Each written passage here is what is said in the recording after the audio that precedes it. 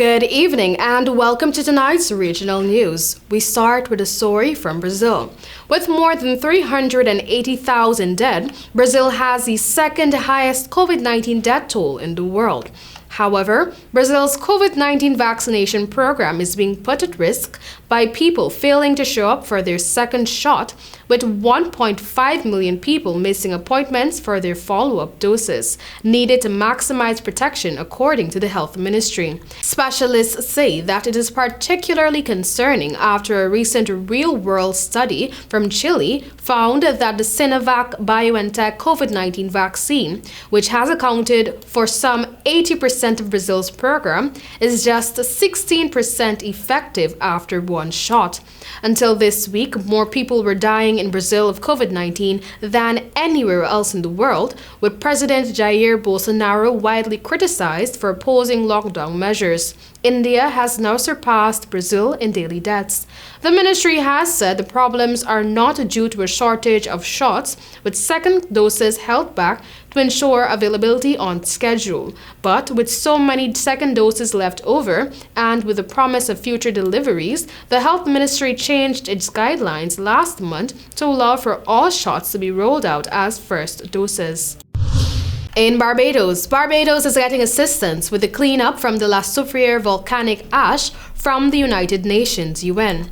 UN President Coordinator Didier Trebek said Tuesday that the agency had received a request from Barbados for help in getting rid of the tons of ash air currents dumped across the island over several days after continuous explosive eruptions from the St. Vincent and the Grenadines volcano.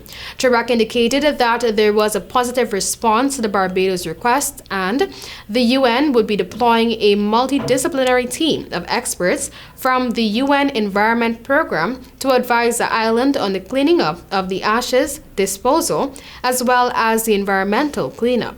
The UN coordinator used the platform to launch a UN international funding appeal for close to $30 million, mainly to assist St. Vincent and the Grenadines, but from which Trebek indicated Barbados and other islands affected by the volcano's eruption would also benefit. In Trinidad and Tobago, the country's COVID-19 cases continue to rise on Thursday after the Ministry of Health confirmed 167 new infections, 23 of which came from offshore platforms. The latest figure represented confirmed samples collected between April 19 and 21. A Shell TT representative confirmed that 10 of the cases came from its Dolphin platform. The newly confirmed infections took the 7-day rolling average up to 100 cases per day in the Twin Island Republic, the lowest 7-day average the country recorded since the second phase of infections began on July 20, 2020, occurred less than 2 months ago on March 9, with roughly 2 cases per day. This was a continuous reduction that began in early February.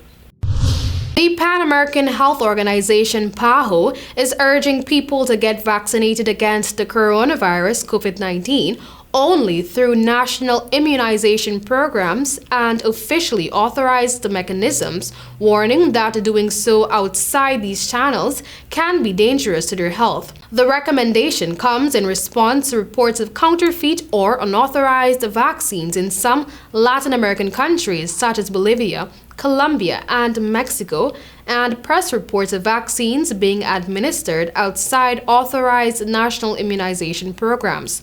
In March, WHO issued a global alert on the counterfeit Pfizer-BioNTech vaccine in Mexico.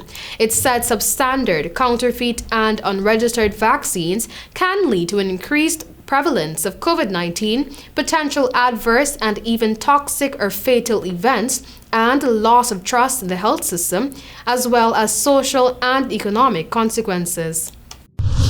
And finally, in Haiti, 3 members of the Catholic clergy kidnapped in Haiti earlier this month have been released, officials say. But 7 other people, including a French nun and priest abducted, remain in captivity. The kidnappers had demanded $1 million as a ransom payment after they seized the group on April 11 this year.